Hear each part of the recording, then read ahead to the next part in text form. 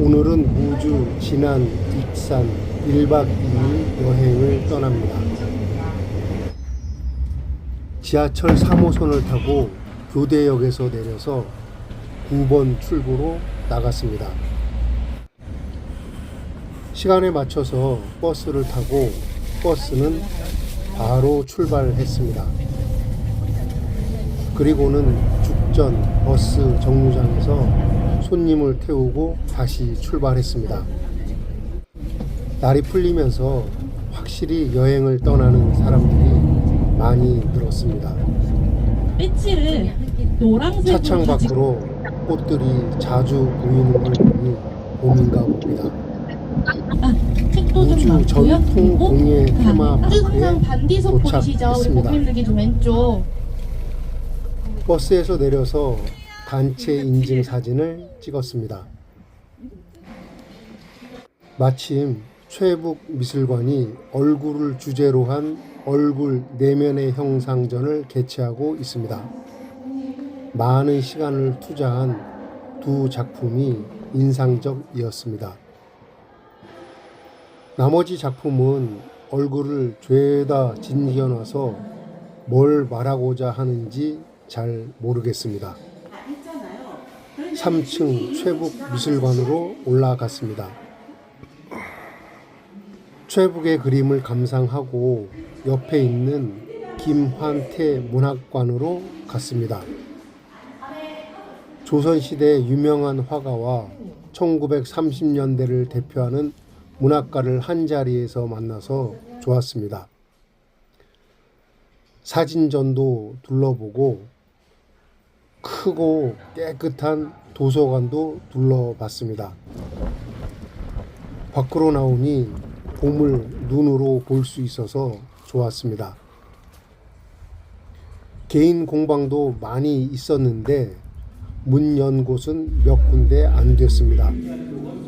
그중 한 곳을 들러서 작품을 감상하고 버스가 있는 곳으로 갔습니다. 버스는 근처에 있는 한식 우리 뷔페집으로 다 갔습니다. 부드럽게 먹고 이제 다음 코스 우주 한식 이동할게요. 뷔페집에 들어서자 바로 식사를 시작했습니다. 대체로 맛있었는데 특히 김치가 아주 맛있었습니다. 식사를 마치고 다음 목적지인 머루 와인 동굴로 출발했습니다. 20분쯤을 달려서 머루 와인 동굴 주차장에 도착했습니다. 와인 동굴로 가는 길에 개나리와 진달래가 활짝 피었습니다. 와인 동굴 입구에는 커다란 머리 조형물이 입을 크게 벌리고 있습니다. 동굴 입구로 들어갔습니다. 들어가는 입구는 반짝이는 조명을 해놨는데 무척 촌스럽다는 생각이 들었습니다. 안쪽에는 머루 와인을 판매하는 곳이 있었습니다. 그리고 이곳에서 편지를 보내면 1년 뒤에 받아볼 수 있는 거북이 우체통이 있습니다. 와인 시음을 했는데 참새 눈물방울 정도 주는데 왜 주는지 모르겠습니다. 나갈 때는 작은 건빵 한 봉지를 줬습니다. 부귀 메타 쇠콰이어 길 주차장에 도착했습니다. 차에서 내려 부귀 메타 쇠콰이어 길을 걸었습니다. 이 길은 무주 장수 진안에서 전주로 가는 길로 조선시대 때부터 이용했던 옛 길입니다. 대한민국에서 아름다운 길로 손꼽히는 곳입니다. 사계절 저마다의 색깔을 가지고 있고 어느 계절에도 멋진 곳입니다. 한적한 곳이라 차량도 거의 안 지나가서 차도를 여유 있게 걸으며 그쵸. 구경했습니다. 근데 오늘 비도 오고 이제 실제 근처 위치 마이산 알려드릴게요. 탑사로 갑니다. 한 5시 들어가는 입구에서 금당사 일주문이 보입니다. 여행할 때마다 느끼는 거지만 우리나라에는 명소가 정말 많습니다. 탑사로 가는 길목은 여느 사찰들처럼 먹거리를 파는 곳이 있습니다. 길 옆에 노란 꽃이 봄입니다 하고 말하는 것 같습니다. 왼쪽에 작은 사찰이 있었는데 이름은 잘 모르겠습니다. 위로 쭉 걸어 올라가니 타병제가 보입니다. 타병제 호수를 따라 이어지는 산 벚꽃 나무들이 꽃을 피우지 않아서 많이 아쉬웠습니다. 꽃망울과 물방울이 이뻐서 한컷 찍었습니다. 돌담 체험장이 나왔는데 비가 온 뒤라 돌탑을 쌓는 사람은 없었습니다. 데크길과 일반길 두 길이 있는데 두 길은 다리로 연결이 됩니다. 탑사 입구에 도착했습니다. 입구에 있는 바위가 장난이 아닙니다. 이렇게 큰 건 처음 보는 바위였습니다. 입구에서부터 감탄의 연속이었습니다. 거대한 바위에 압도되었고 이국적인 산세에 눌렸고 이어지는 돌탑에 감탄이 절로 나왔습니다. 서너 개만 있어도 대단한데 무려 탑이 80개나 있다고 합니다.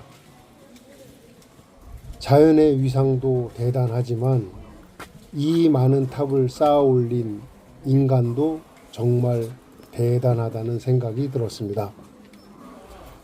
바위 틈새로 커다란 능소화가 자리 잡고 있습니다. 계단도 돌로 되어 있고 온통 돌로 이루어져 있는데 너무 멋있습니다. 대웅전 안에는 삼존불이 있습니다. 왜 CNN이 한국의 가장 아름다운 사찰 33개 중에 하나로 선정했는지 알 것 같습니다. 더욱 놀라운 것은 돌탑에 쓰인 돌들은 전국 명소에서 가져와 탑을 쌓았다고 합니다. 마이산 탑은 1976년 전북 특별자치도 기념물 제35호로 지정되었습니다. 사찰이 크지는 않은데도 꼼꼼하게 둘러보지는 못했습니다. 다음에 꼭 다시 와야 할 곳 하나가 더 생겼습니다. 내려가면서 보는 작은 돌탑들도 예사롭지가 않았습니다. 120여 개의 탑을 쌓았는데 80개의 돌탑이 남았다고 합니다. 돌탑을 쌓은 이감용 처사는 98세의 일기로 세상을 떠났다고 합니다. 올라왔던 길을 되돌아 시간에 맞춰서 식당으로 갔습니다. 타병제의 벚꽃은 아주 유명하다고 하는데 인근 상인에게 물어보니 이틀 뒤쯤 활짝 필 거라고 합니다.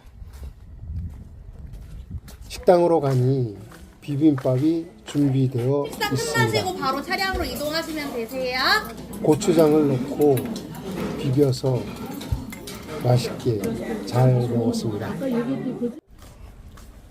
식사 후에 주차장으로 버스를 타러 갔습니다. 오늘 일정을 마치고 숙소인 에그리나 호텔로 아, 푹 갑니다. 쉬시고 내일 봬요. 네, 감사합니다. 오늘 고생 많으셨습니다. 호텔 맞은편 도로에 차를 세웠습니다. 이곳은 벚꽃이 활짝 피어 있습니다. 가이드가 입구에서 방키를 나눠줬습니다. 키를 받아서 방으로 갔습니다. 방은 매우 깨끗했습니다. 1층에서는 라면을 끓여 먹을 수가 있습니다. 다음날 아침 카운터에 키를 반납하고 나왔습니다. 하룻밤 사이에 여기저기 꽃망울이 터졌습니다. 버스를 타고 아침을 먹으러 갔습니다. 아침부터 웬 돌솥 비빔밥 밑반찬이 세팅되어 있고 조금 밥이 나왔습니다. 큰 밥알도 여러 개 들어가서 맛은 있었습니다. 아침에 돌솥 비빔밥은 사실 좀 불편했습니다. 식사 후 식당 문 앞에서 기다리고 있는 버스를 탔습니다. 오늘 첫 번째로 익산 미륵사지로 갑니다. 익산 미륵사지 주차장에 도착했습니다. 이곳에서 단체 인증 사진을 찍었습니다. 미륵산은 백제 제30대 무왕 때 창건된 백제 최대의 사찰입니다. 언제 어떻게 없어지게 되었는지는 확실하지 않습니다. 수많은 석축들이 있습니다. 미륵사지 석탑은 국보 11호입니다. 오른쪽에는 동원 9층 석탑이 있습니다. 넓은 부지 위에 두 개의 탑만으로도 웅장한 기운을 느낄 수 있습니다. 익산 미륵사지는 2015년 유네스코 세계문화유산에 등재되었습니다. 이곳이 세계문화유산으로 선정된 건 단순히 건축물의 아름다움 그것 때문만은 아닙니다. 석탑은 백제와 동아시아의 교류를 보여주는 중요한 증거이고 고대 동아시아 불교 문화와 확산, 정착 과정을 이해할 수 있는 아주 중요한 유산입니다. 감탄이 절로 나오는 미륵사지 석탑을 한 번 더 보고 주차장으로 버스를 타러 갔습니다. 왕궁 포레스트 주차장에 도착했습니다. 그리고 왕궁 포레스트 식물원으로 들어갔습니다. 이곳에서도 단체 인증 사진을 찍었습니다. 입구에는 커다란 귤이 열린 귤나무가 있습니다. 지방에 가면 열대나무를 심어놓은 식물원들을 볼 수가 있습니다. 이곳을 기획하신 분은 쉴만한 공간을 만들었다는 자부심을 가지고 있었습니다. 곳곳에 사진을 찍을 만한 포토존들을 만들어 놓았습니다. 그분은 이곳에 방문하신 분들 사진도 찍어 줬습니다. 물줄기를 배경으로 사진을 찍으면 배경이 아주 좋습니다. 다들 여기저기서 사진 찍기 바쁩니다. 활짝 핀 꽃은 정말 보기 좋습니다. 작은 연못에는 금붕어가 있습니다. 하루방을 배경으로 한 컷 찍은 사진 날라갔습니다. 100년에 한 번 꽃이 핀다는 소철나무입니다. 소원을 빌면 이루어진다고 하는데 아쉽게도 별 소원이 없었습니다. 왕궁 호수 앞에 있는 숲속 애소 식당으로 갔습니다. 자리에는 밑반찬과 소 불고기가 차려져 있습니다. 반찬은 셀프로 리필이 가능했습니다. 간단하게 잘 먹고 나왔습니다. 버스를 타고 아가페 정원으로 갔습니다. 아가페 정원 주차장에 도착했습니다.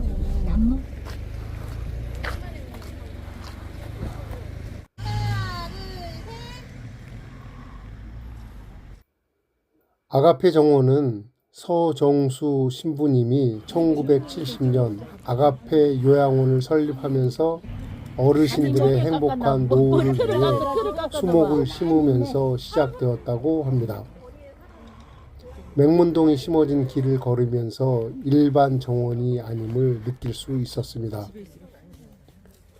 조금 느리게 걷는 것도 괜찮아. 메타세콰이어 나무가 하늘 높이 솟구쳐 있습니다.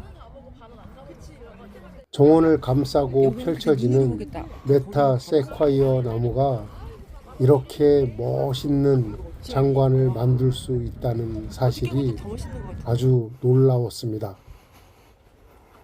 이렇게 많은 나무들을 도대체 어떻게 갖고 왔는지, 나무가 가지만으로도 충분히 멋있다는 걸 보았습니다. 벚꽃이 활짝 피어서 너무 보기 좋았습니다. 활짝 핀 꽃을 보니 마음속에 묵은 때가 씻겨 나가는 느낌입니다. 커피들을 사와서 꽃그늘 안에서 마시고 있습니다. 야옹이가 잘 가라고 하는 것 같습니다. 정원을 나와 버스를 타러 갔습니다. 이번 여행의 마지막 도착지인 용안 생태습지공원으로 갑니다. 용안 생태습지공원 주차장에 도착했습니다. 이곳에서도 단체 인증 사진을 찍었습니다. 벚꽃이 살짝 아쉽게 피었습니다.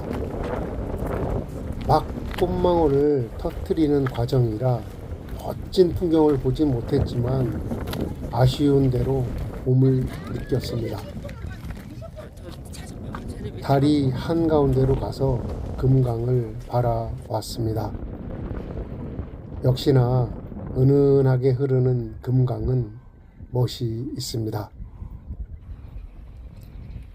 역시 봄은 꽃이 어우러져야 멋있습니다. 바람개비 길에는 바람개비가 힘차게 돌아갑니다. 어느덧 시간이 돼서 버스가 있는 주차장으로 내려갔습니다. 이번 여행은 뭔가 조금씩 아쉬웠습니다. 네, 1박 2일 모든 일정을 마치고 이제 서울로 올라갑니다. 올라가는 길에 천안 휴게소에서 잠깐 쉬었다가 가려고 했었는데 버스가 주차할 자리가 없어서 부득이하게 다음 휴게소로 갔습니다. 입장 휴게소에서 15분 정도 쉬었다가 다시 서울로 올라갑니다. 이제 신갈에서 타신 분은 신갈에서 내리시죠? 신갈 버스 정류장에서 사람들이 내렸습니다. 그리고 죽전 버스 정류장에서도 내렸습니다. 서울이 꽃이 더 많이 핀 것 같습니다. 보이는 곳마다 꽃이 활짝 피어 있습니다. 교대역에 도착했습니다. 시청해 주셔서 감사합니다.